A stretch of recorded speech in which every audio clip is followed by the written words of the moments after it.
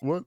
Hey, everybody, you're listening to the Wombo podcast. I'm Chip Munkin. With me, as always, the Mr. Gimpy. What's happening? What's up, everybody? What's going on, brother? What's happening? Just living, bro. Feeling good, living. Daylight savings time here in the States, brother. I woke up extra early. I don't know why. I went to bed early because I was like, I'm going to get up early, but I forgot about daylight savings time. So I ended up all extra early, dude. That's probably for the best, though, because I was worried about waking up late, right? And I woke up pretty much right on time. Like, I woke up at 8:15 or so. I brewed some tea because I got a little getting over a cold, as you guys could probably hear for the last couple of podcasts. Like, I've been sick forever, it seems. Yeah. But, what's dude. Up with that? Fucking kids, got the T virus, bro. Yeah, probably. I got it from my daughter's kindergarten. The raccoon city, dude. Just out here. What's that the plot too? Like the latest one, where they're like unleashed the T virus in like a school. You know what I'm talking about? Yes. All right. Yes. All right. So all on the same page with the Red Queen nonsense, dude. Yeah, exactly. It was fucking wacky, but yeah, dude. But man, I've been doing good so far, man. The games I've been looking forward to. Some were released early, others released right on time. Overall, I'm not disappointed by anything that's come out. I beat Scorn on stream. I beat Faith, the Unholy Trinity, on stream the other day. Let's go, dude. And I started a playthrough of Bayonetta 3 on stream using an emulator versus the Switch, just because the Switch version, like, the resolution's just kind of butthole, you know? Like, kind of all over the place, man. Yeah. The frame rate's a little wonky. It's a little wonky on emulator too, but at least the emulator can go up to 4K. You can pull extra horsepower, so you're like, oh, hopefully we can steamroll through this problem. Yeah, the only difference is patches that are coming out too for the emulators just to deal with Bayonetta. Yeah, which is fine. So far, I'm on chapter 4 of Bayonetta 3, and while I'm enjoying it, nothing they've done can hold a candle to the first game. Truly, first game had the best mix of new combo system plus the enemies not feeling super spongy. This one, right away, the homunculi villains feel a little spongy for a character action game. And before Bayonetta 3, I've been personally going through the entire Devil May Cry series. I did the first 3, then I'm doing the reboot that Ninja Theory made, and then I'm going to DMC 5. So right now I'm on the DMC reboot. And less bullet spongy enemies in that game versus Bayonetta 3 right now. I'm hoping, like I said, I'm on chapter 4. I'm hoping once I get a little more into it that new abilities unlock and stuff. I think the big hook to that game right now is your creature summons aren't used as like the final nail in the coffin. You actually have to summon them mid-match because like story-wise, they're not from Paradiso or Inferno, so there's no contract to eat these things or kill them. So Bayonetta has to possess the demon and do it herself. Which is cool in theory, but then these kaiju battles that they have are running at like 30 frames per second, and even with it 30 frames per second, it's even slower in practice. Not just emulator, but on Switch itself. These fights are really slow. They're big, they're epic, but I wish that they would have like toned down the graphics or something to make it run better. Like keep that at, like the game goes from 60 to 30, like depending on what type of thing. If it's like a cinematic scene or whatever, I'm fine with 30 FPS cutscenes. Whatever, leave that. But when you have your gameplay, we were just in a 60 frame per second moment, and then it goes to a 30 frame per second moment. It's a little jarring, and that's bugging me. And the enemy designs in 3 aren't as good as the last 2 games. So far. Story-wise, I'd say I'm just as interested as I've ever been in any Bayonetta series, which is, not really. I'm more in it for the gameplay. I'm actually a big Bayonetta fan, too. Don't get me wrong. I might be, like, kind of dunking on this game right now, but overall I'm enjoying it. As of chapter 4, I'd give it probably like a 6 out of 10 at this moment. I know reviewers are giving it like a 90%, 80% or whatever, saying it's a masterpiece and all that shit. I haven't reached that point yet. So far, nothing. What's going on? Is it the slim pickings? Is it seems like I played a little bit of Bayonetta 3 on an emulator. Just gasp. Just to try it out. I was just I was holding it for some friends. All right, that was it. And I don't know. It seems like when you can combo off properly with like your giant kaiju, like the thing basically doesn't end. Like, but I think I had very rare moments of like feeling good of like, all right, I can hit a combo attack while also summoning the kaiju, and then we're both kind of working together to like take out some of the bigger monsters. And I was like, it feels good when you get that. Like, so it's like a game that's like unapologetically like the way it wants to be played is like you have to learn that. Like, don't try anything else. Like, you want to like mix it up. You think this is like some Devil May Cry shit where you can like, you know, bounce off your guns to keep a combo going off one enemy while like, you know, sprinting over to a different enemy. It's like, nah, dude, like that's not going to work. You, like you can do that in Bayonetta. You can do it, but it's a little different. Your guns do so little damage. Your movement's like too slow when you're like trying to do that combo. There's like no like sprint or like dash to like another opponent. So it's like not to another opponent, but if you do the dodge, you can get around pretty well. It's different, but I know what you mean. It's unapologetically Bayonetta. That's what I'm saying. It's like we're not going to play to whatever type of play style you want. Like you have to play our play style, and like as soon as you get that and like you start, you know, playing like that, like it feels really good. The combat feels good, minus like the frame drops which happen here and there. And it's weird because they have like broken off battle scenes. I feel like maybe they don't have enough like old school game devs on board to like be like, all right, how can we approach these things like differently? Because like they're battle zones, man. You can make like any sort of like 2D. You could do some parallaxing. Like you could do stuff to like, you know, fake it. Where like 90% of stuff you don't have to 3D model. You don't need to 3D model the whole fucking city in the background with like some wave that's like being rendered in real time, dude. Like you can you know, throw that off. You can record a water simulation and then take that information and then like dump it into rendering it. They're like, oh, let's do this in real time, and then like your frame rate's like, oh, I don't think so, like, because it's just I don't know.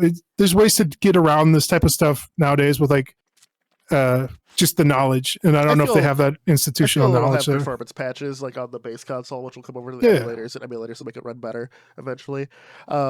I think it's the Nintendo family proper now, so like they can reach out to like other guys. I think like other people will be like, all right, here, and here, like we can, you know, optimize some stuff to get the stuff running better. So right, yeah, that helps. But overall, man, I'm having fun with it. I still think the first Bayonetta is the best in terms of its combo system, its story, the final boss battle.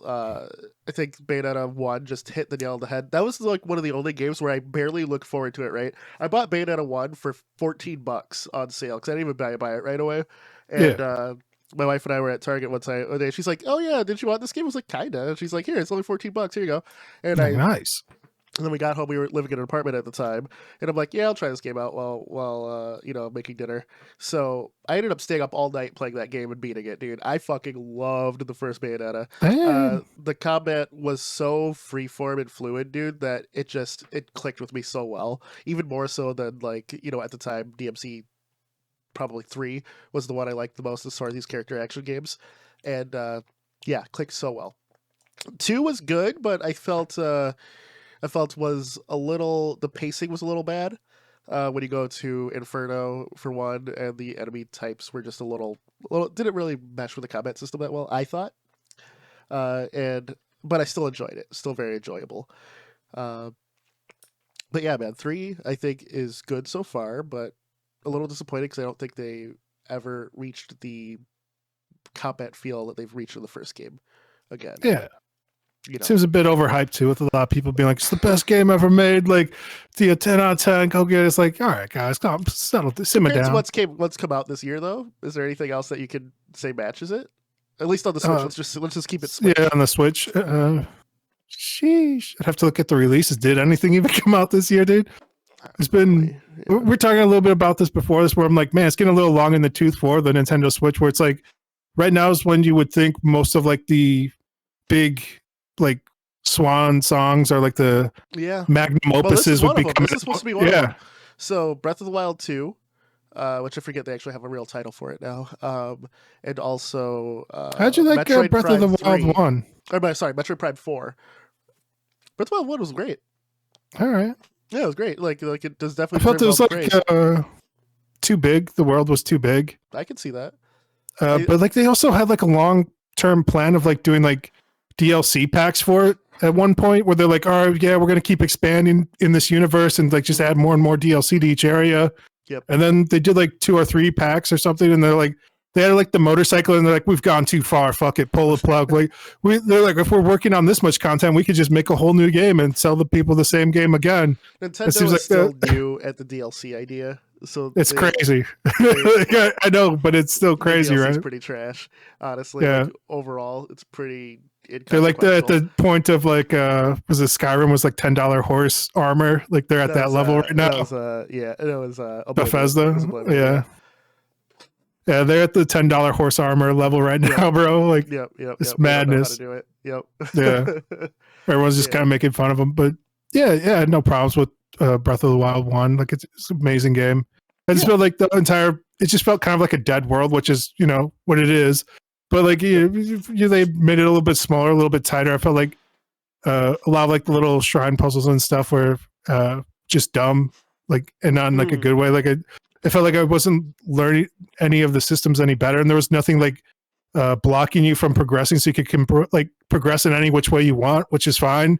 But there's nothing to tell you like any sort of difficulty rating before you go into things. So you would just like go into like an area and just get like your ass stomped in, and you're like, well, I guess I can't go in here yet. And then like you mark it on your map, and you're like, I'll come back to this later. It's tough for me because I'm a big fan of the classic. Like, A Link to the Past is my personal favorite Zelda game, and I've replayed it in the summer with my daughter. It was her first time playing it, and we had a blast. The 3D ones, man, truthfully, I barely played. Okay. I beat Ocarina of Time for the first time as ever over the summer. I get the hype. That game is fucking amazing. Even the Water Temple, which people are like, "Oh, the Water Temple sucks," I was fine with. I thought it was fine. Yeah, it's because they try to be as a little kid, dude. Like the Water Temple was crazy hard if you're a little kid. No, it was still hard, but it wasn't like as over the top. Impossible. Yeah.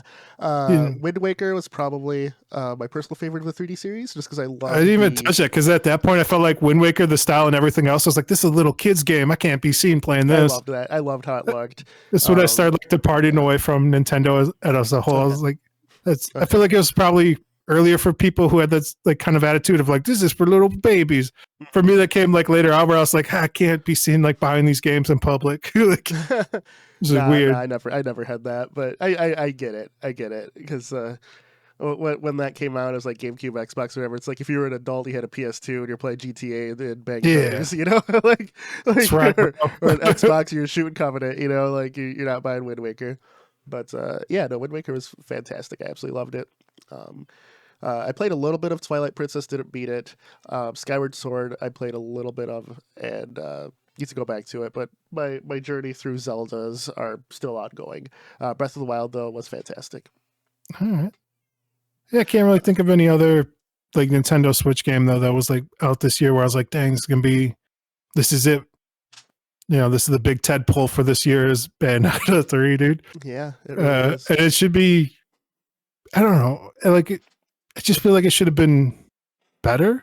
Like, I don't know. Like, it felt like there's nothing in that game that I look at where I'm like, this machine shouldn't be able to do this, type of thing. Where I'm like, oh, this is really pushing the hardware to its limits, but yet somehow it is, which just makes the whole system feel kind of dated. Where you're like, what are we doing with this? It does, and it's unfortunate, but you have to look at it. It's nearing 6 years as a portable hybrid console for the first of its kind. It was bound to happen. Like, it was underpowered at launch. The fact that modern games run on it as well as they do is a miracle. So it's great. It's portable. It docks the system. Get a little bit more power out of it that way. Yeah, and I can tell you, dude, I don't regret my purchase for the Switch at all. Yeah, it was one of the best purchases I've ever made. Looking at buying my own Switch because like every time I wanted to play, I'd have to borrow the professor's, and like even when I was like playing Bayonetta, he's like, "Oh, do you want to just borrow my Switch?" And I was like, maybe. Shit, dude. What's up with the game? You could borrow the game too, dude, if you want. I don't know. Like, I don't know, man. Like every time, like the last time I played Switch, I was like from Mortal Kombat 11 and Breath of the Wild, and like Mortal Kombat 11 was like crashing. It was like overheating the system, dude. Breath of the Wild was like fun, but like it only has like a 3-4 hour battery life on that the light switch. Yeah, that's right, because he just has the portable one, only one. Yeah. Yeah. So it's like if you have to keep the thing plugged in, the thing starts to get pretty hot, especially like if you're playing a more intense game like that. But I don't know. Yeah. I don't know. I was looking at like See, borrowing your guys' is like one thing, but then I'm like looking at like buying one for myself. And I'm like, I think that there's enough. There are more games considered like close to masterpieces on the Switch than there are on any other modern console. You know, yeah, even PS4. You know, I'll say even more than PS4. Even though you have like the God of Wars, the Last of Us, the Uncharted's, and all that. I think as far as timelessness, the Switch you have access to more, including like the big Wii U tentpoles that they re-released. And if you find a Switch for cheap, bro, it's worth it, dude. It's worth yeah. it. I Like, think even to we this could day. learn a lot just like from that design philosophy of like always stylize your characters. Yeah. So it's like, it keeps like a good timeless feel to it, and then like focus on gameplay now, like pumping out like the best highest end graphics. Because like if you're not a big studio, like you're not going to be able to do what the big studios do type of thing. Like it's no knock on like an indie developer or anything, but it's like, man, these bigger studios just have way more money and resources than you to like really flesh out the world and add like a bunch of stuff. Whereas like you can add like more character and charm if you just like stylize things a bit and like really pick an art direction for like whatever your project is. Yep. Yeah, you create timeless masterpiece after masterpiece, dude. Banger after banger, dude. Yeah, dude. Like even something like Donkey Kong Tropical Freeze, which is on the last, generation of Nintendo consoles, but I played it on the Switch. Fucking amazing, dude. Yeah. like the Mario Maker games, the New Super Mario Brothers games, just like if we're talking about if we take the re-releases, because I didn't own a Wii U, if we take those, we take the Switch exclusives like Mario Odyssey, which is obviously a launch title or close to anyway, just fucking amazing. Yeah. I was And playing some of Metroid that Dread. Paper Mario.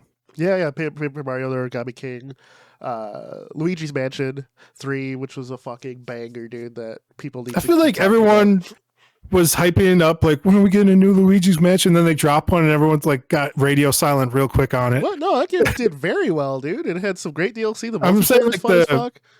like the hype and cult around it's like nothing like the OG like Luigi Mansion though. I feel like that's because the OG Luigi's Mansion was such a fucking breath of fresh air, though. Yeah. Like, finally more the like same. The only thing I need, dude, is a new Wario World game, and I'm good to go. You good, I just man? recently played through the Wario World 3 on the GameCube. Very recently. It's very short. It was made by Treasure. Fucking banger, dude. Fucking banger. All right. Yeah. Gotta say. But yeah, man. As far as Switch, dude, Bayonetta, I'd recommend it.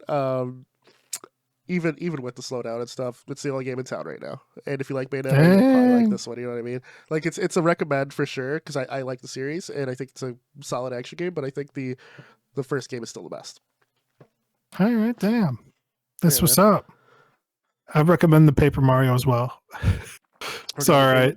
Yeah, like if you go into it expecting it to be like the RPG, old G Paper Mario, you're gonna be really disappointed. But I don't know, it's like a fun puzzly game. It's I don't know, it's more of an aesthetic than a lifestyle choice. At this point, it's been more of not an RPG than it has been an RPG in its life cycle. Yeah. So it's you living in the past. Like let it go. The same thing for Final Fantasy, where it's at this point it's been more of a action RPG than a turn-based RPG.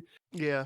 It's been longer since like the other version of the game type of thing. True. Like yeah. True. So it's I think they've evolved what RPG means though, Yeah. too. Yeah. We did here in the West too, where like every game now has like RPG elements in it where it's like there's games with like levels and coins and some sort of like, progression or skill trees in it. Like it became less of like hard mechanics, like paper mechanics that you would see in like D&D, and more of like aesthetic choices that like help show like gamify things, objectives in the game. It's like you have to, like certain things like where it's like, all right, like you're playing this role, but like you want to talk to this person, but you need like a speech check here. So it's like, how do we quantify this in like a game to let you know of like, hey, these are kind of like your option wheels here, and like this is what you're speccing your character, so you can play the game how you want to play type of thing. Yeah, and it lets the game know that, which is a weird thing, but yeah. No, very true. Very true. It's weird. Yeah, RPG is kind of a dated term in a lot of ways, but I think just like what we grew up thinking an RPG was a little dated, right? Like the turn-based battle system or whatever. Yeah. Like if you look back in the day, I think something like like a Tales of Fantasia or whatever. They're gonna say like DuckTales. the active battle system, Chrono Trigger, where it's like an active battle system kind of hybrid thing. Secret of Mana, Dragons of Lagoon. Everything. Parasite Eve. Everything's kind of turned into more of these. Did you see all that drama about Parasite Eve lately, dude? No, what? Oh my goodness, bro. I guess Square Enix just like trademarked some name that's like close to like the original concept of Parasite Eve. So people are like, "Oh shit, they're gonna do it to drop our new Parasite Eve on us." Oh shit! Actually, these are like NFTs we're selling from our site. What? Oh, what people are excited about Web3, dude, and they're like, "Fuck all you guys! This is not a new Parasite Eve game." Like, they were like, "How can we sell people JPEGs?" Sir Solace about Parasite Eve. We were like, "Oh shit, a Parasite Eve remaster would be great." And then we were all like, "No, they'd somehow fuck it up." Dude, like, it probably won't sell as well and all that shit. But Parasite Eve is one of those unsung classics that I think was big at the time, but I hear no one talk about it anymore. Seriously, anyone who's listening, if you've never played Parasite Eve, fucking get off your ass and go play it, because it's one of the best fucking RPGs ever. I swear, dude. Like, it's so good. It's so good, from the music, the story, the combat system, dude. That game is W after W, dude. Parasite Eve is amazing. It might be my favorite RPG of the PlayStation era. I'm trying to think of one that I liked more. Like, Chrono Cross was up there. Final Fantasy 7, 8. But yeah, man, Parasite Eve was so unique, man. It was so good. Yeah, so good. It's different, man. But now you can buy the NFTs, dude. From Square Enix. Yeah, right. But yeah, dude. Let's switch gears here a little bit, and let me just say, I think we're in the month of November now, and big thing about November is we get the last little releases before the end of the year. People are not November, right? But that's right, dude. Everyone's about to nut because God of War Ragnarok comes out in 4 days at the time of its release. Everyone's about to buzz for God of War Ragnarok. That's right, dude. I think that's going to be the big release of the year. I think no game wants any part of God of War Ragnarok. I think all right, it's the end times for the games. It's a shoe-in for Game of the Year across everything. I'm holding off on my own holiday picks that we did last year. I want to do it again this year. I'm holding off on my holiday picks until I play through Ragnarok. I'm looking forward to it, dude. I don't know. So far, I will tell you so I just wanted to talk about some indie games that you should have played this year. And if you haven't, make it a point to play these before Ragnarok. Just if you're not into Ragnarok, exactly. This might be for you. The game I just beat on stream, Faith, the Unholy Trinity, was quite possibly the best horror game I've played in the past 3 years. You seem pretty scared, dude. Even including Resident Evil Village, which is a fantastic game. But Faith did more with less. You know what I mean? Like Resident Evil, you have these fantastic graphics and stuff. But the haunted house from Resident Evil Village probably was the most fear-inducing part of that game. But Faith was basically that, but the whole way through. Yeah. Despite a kind of off-the-wall Chapter 3, which did more to annoy me personally, but that's my own gameplay sensibilities. And upon a replay, I was like, okay, I get why they did this, and I understand more. But Faith, the Unholy Trinity, it's only $14. Highly recommend. All right. You are playing as a priest, and you're performing an exorcism on a demon, and the demon escapes, and the 3 chapters of the game are different scenarios of you finding and fighting this demon. So it was fantastic. Yeah, I saw you playing a bit of the game on the stream. Yeah, it's kind of what we talked about earlier, where it's it really picked its style and then played to the strengths of that style and aesthetic, making it more of a timeless type of game.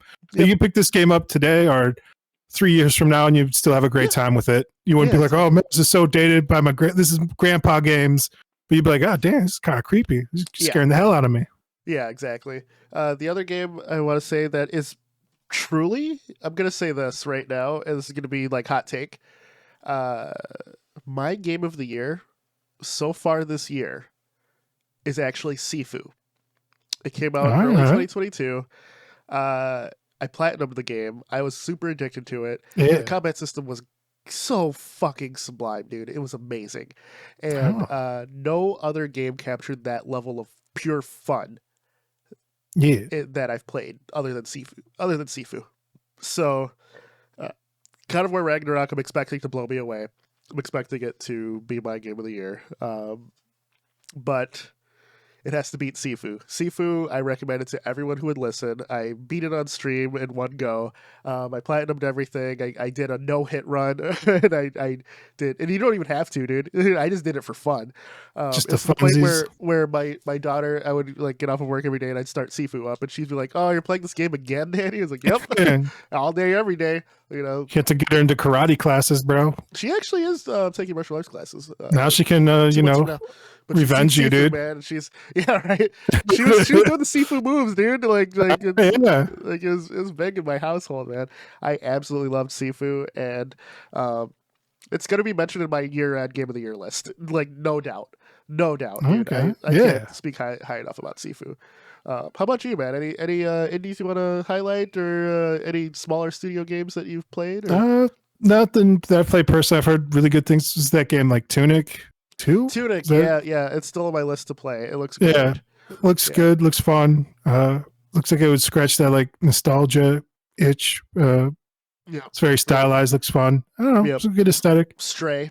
Where you play as a cat. That's another. Yeah, that's like another big. I got a lot of hype. Yeah, it was like too hyped up for me, so it's like I can't jump on this game right now. I need to wait for the hype to die down here. So that way, if I play it and don't like it, like nobody would like destroy my life over it.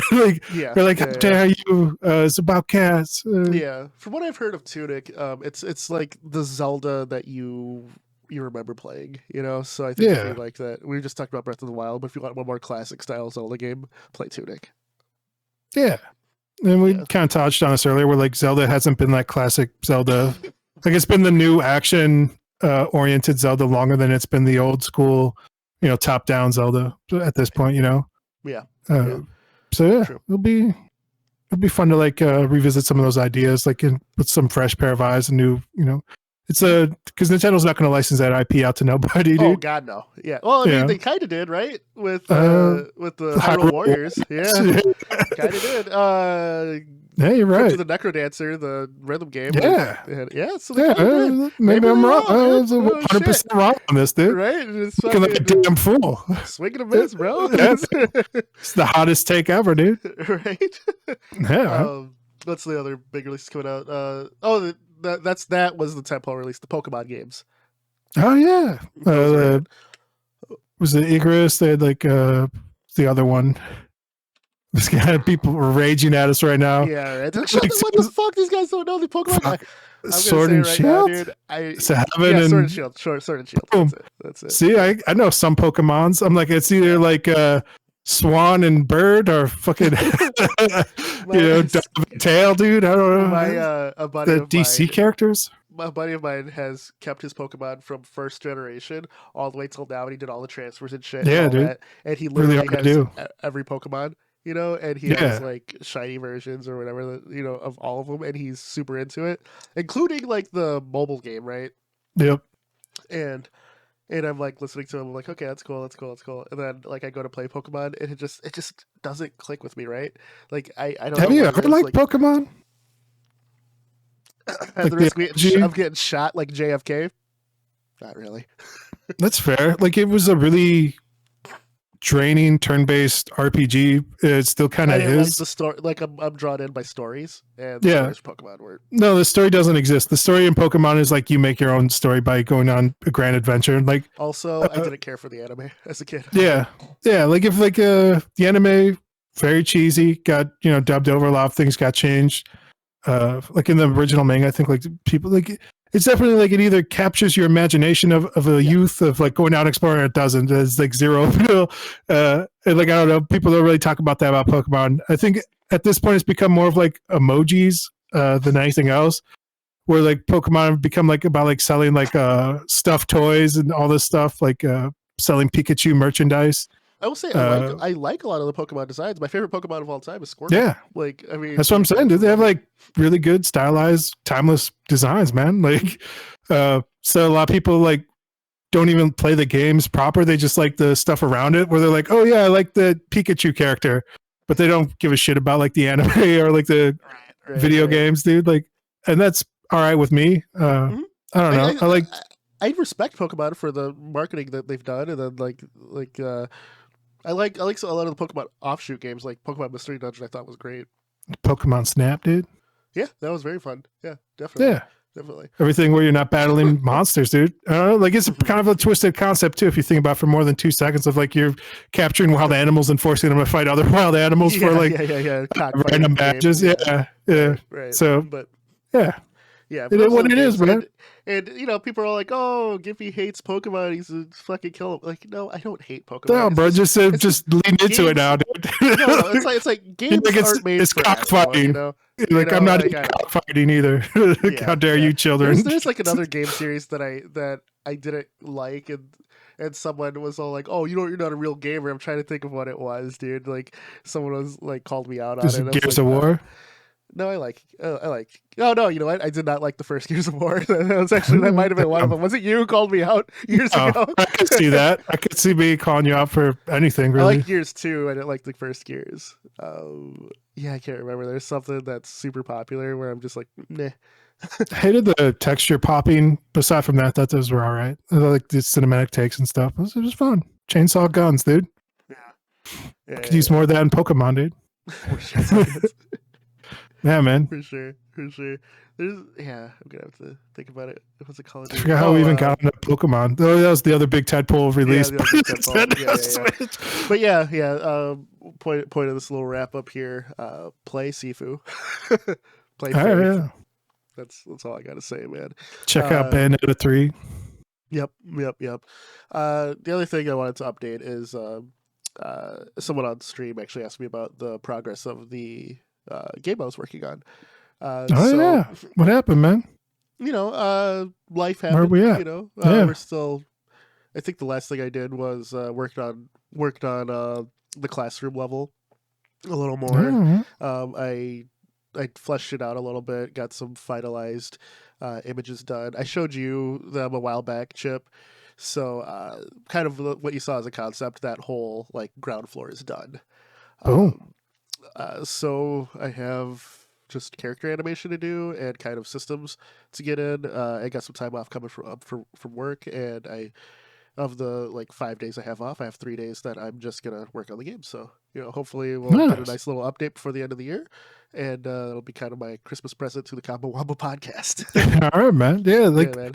It tends to be that way, just like by proxy of where we live, where it's like the winter months tend to be like where more like personal projects get done, whereas like the summer, it's like we only get so much summer here before it becomes like the endless winter, dude.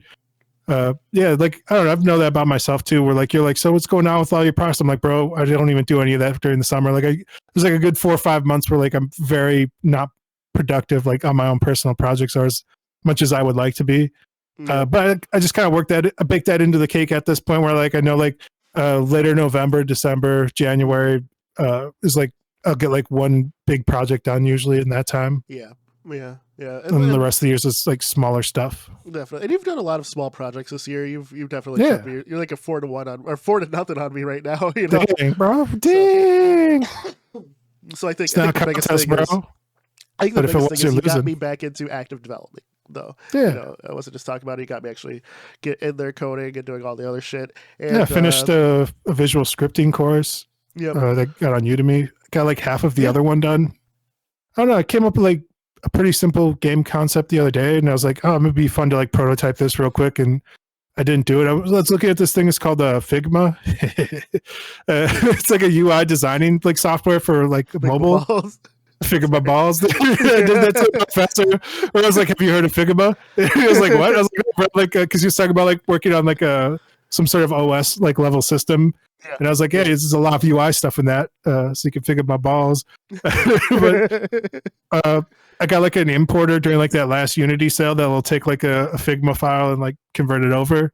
So you could just have like, you could do like the layout in like, UI 2D basically and port it right over. And I was like, man, what if I made like a simple one button type game for battles? And I kind of already had like a battle system laid out from visual scripting that I worked on. And I was like, I could just, like put some art on this and East series where it's just like you run into people or whatever. Like yeah, kind of like that. You just hit people. They do a lot with a little. That's a series that doesn't get enough praise, I feel.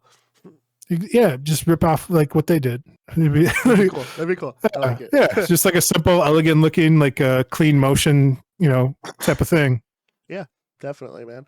I think there's something to that, man. Just bringing sexy back. Yep. And you've actually reignited my interest in traditional animation as well. So I mean, you were talking about it a while ago, and I was like, because we were talking about like maybe like teaming up to work on a game together, and I was like, we could do that. It's like half as much effort, but like, because like I feel like at the end of the day, like if you're working on a game, you're trying to tell a story, right? Yes. Like, it's what it breaks down to. Like, and I was like, we could do the same thing. We could just tell like a quick animated story, like the same was like telling like a bigger, deeper adventure together. So animation is just a short form adventure with a derived narrative from the authors.